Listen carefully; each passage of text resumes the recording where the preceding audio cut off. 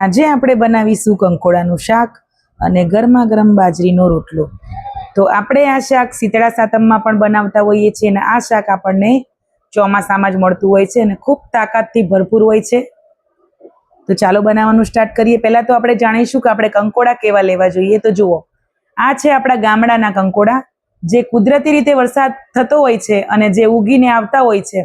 વેલા ઉપર આપણે વાળ હોય એ વેલા ઉપર કુદરતી રીતે થતા કંકોડા છે અને જે લોકો વાવીને જે માંડવો બનાવીને ઉપર પકાવતા હોય છે એ કંકોડા એક સરખા ગોળ હશે। અને આ કંકોડા તમે જુઓ વિડીયોમાં, હું તમને બતાવું, એક કંકોડું મોટું હશે તો કોઈ નાનું હશે તો કોઈ સડેલું હશે। તો આ એકદમ દેશી કંકોડા છે, વેલા ઉપર થયેલા, કુદરતી પાણીથી થયેલા છે, વરસાદથી। અને આવા નાના મોટા હોય છે, કોક સડેલા પણ હોય છે અને આજકાલ તો આવા કંકોડા પણ નથી મળતા। તો કંકોડાને સરસ ધોઈને સાફ કરીને 2 થી 3 પાણીએ ક્લીન કરી લેવાના છે। આ રીતે આપણે એને કટ પણ કરી લેવાના છે। તો હવે આપણે એને બાકીની પ્રોસેસ કરીશું। તો એના માટે સૌથી પહેલા આપણે ખલબટ્ટો લેવાનો છે। આ પ્રોસેસ તમે મિક્સરમાં પણ કરી શકો છો, પણ જો તમારે એકદમ ઓથેન્ટિક ટેસ્ટ લેવો હોય ને, જૂનવાણી, કે 100 વર્ષ પહેલા કંકોડાનું શાક કેવી રીતે બનાવતા હતા, તો કોઈ વધારે મસાલા એડ નથી કરવાના। હું વિડીયોમાં બતાવીશ એ જ ટાઈપથી તમારે શાક બનાવવાનું છે।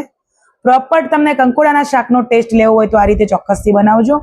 તો સૌથી પહેલા જરૂરિયાત પૂરતું તમે જે પ્રમાણે લસણ વધારે ઓછું જેટલું તમને ભાવતું હોય એટલું લસણ તમે અહીંયા એડ કરી શકો છો।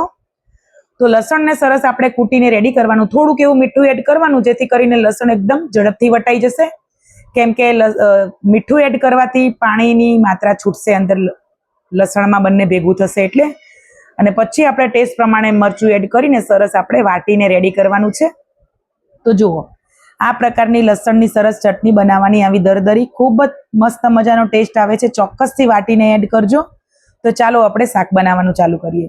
એના માટે આપણે જાડા તળિયાવાળી સરસ કઢાઈ લઈ લેવાની છે અને આપણે ઓઇલ એડ કરીશું। ઓઇલ થોડું વધારે જ એડ કરવાનું, કેમ કે કંકોડાના શાકમાં આપણે પાણી બિલકુલ એડ નથી કરવાનું। તો જુઓ, જરૂરિયાત પૂરતું તમે ખાતા હોય એ પ્રમાણે સરસ ઓઇલ લઈ લેવાનું છે। ઓઇલ ગરમ થાય પછી અહીંયા આપણે અજમો એડ કરવાનો છે। અજમો થોડો ક્રેકલ થઈ જાય પછી આપણે હિંગ એડ કરીશું અને અહીંયા આપણે કાળા મરી એડ કરવાના છે। કાળા મરી ખાસ છે આ શાકમાં, ચોક્કસથી એડ કરજો। પહેલાના જમાનામાં જ્યારે આ શાક બનાવતા હતા ત્યારે ચોક્કસથી અજમો અને કાળા મરી તો એડ કરતા જ હતા અને એનાથી જ આપણને પ્રોપર ટેસ્ટ આવતો હતો અને કંકોડાના શાકના ફૂલ ફાયદા મળતા હતા અને સારી રીતે ડાયજેસ્ટ પણ થતું હતું। ચોમાસાની સિઝનમાં તીખો રસ આપણે જે કહીએ છીએ, આપણા આયુર્વેદમાં લખેલું છે કે તીખો રસ શરીર માટે ખૂબ સારો છે। એ તીખો રસ એટલે કે લીલા મરચાં નથી, એ તીખો રસ આપણે અજમો છે, સૂંઠ પાવડર છે, કાળા મરી છે, એનો હોય છે। તો અહીંયા આપણે ટેસ્ટ પ્રમાણે મીઠું એડ કરીને, બાકીના કોઈ મસાલા આપણે અહીંયા એડ નથી કરવાના, બસ હળદર અને મીઠું એડ કરીને આપણે આને ઢાંકીને પકાવવાનું છે। વચ્ચે વચ્ચે આપણે ચેક કરતા રહેવાનું શાકને। તો જુઓ, સાથે સાથે મસ્ત મજાનો ગરમા ગરમ આપણે બાજરીનો રોટલો પણ બનાવી લેવાનો છે। કંકોડાનું શાક હોય અને બાજરીનો રોટલો ના હોય તો મજા આવે નહીં। તો સાથે સાથે આપણો રોટલો પણ બની રહ્યો છે અને સાથે સાથે આપણે શાક પણ બનાવી રહ્યા છીએ। તો જુઓ, ખોલીને આપણે ચેક કરીને મિક્સ કરીશું સરસ મજાનું। કંકોડા પણ આપણા બિલકુલ નથી તૂટ્યા અને સરસ મજાના અહીંયા તૈયાર થઈ ગયા છે। તો જુઓ, અહીંયા આપણે જે લસણની ચટણી બનાવીને રાખી હતી એ પહેલાં નથી એડ કરવાની, આપણે આ સમય એડ કરવાની છે। તો તમને અહીંયા વધારે લસણ પસંદ હોય ને તો તમે વધારે પણ એડ કરી શકો છો।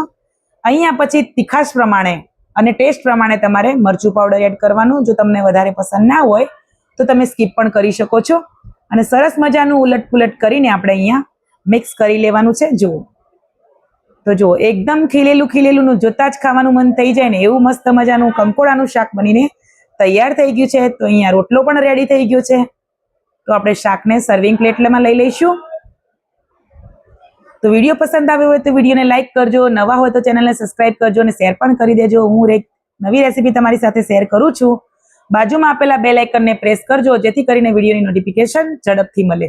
તો જુઓ, મસ્ત મજાનો રોટલા ઉપર ગરમ ગરમ ઘી લગાવી દીધું છે અને રોટલાને વચ્ચેથી ફોડી દઈશું જેથી કરીને ઘી એકદમ સહેલાઈથી બધી જગ્યાએ પહોંચી જાય।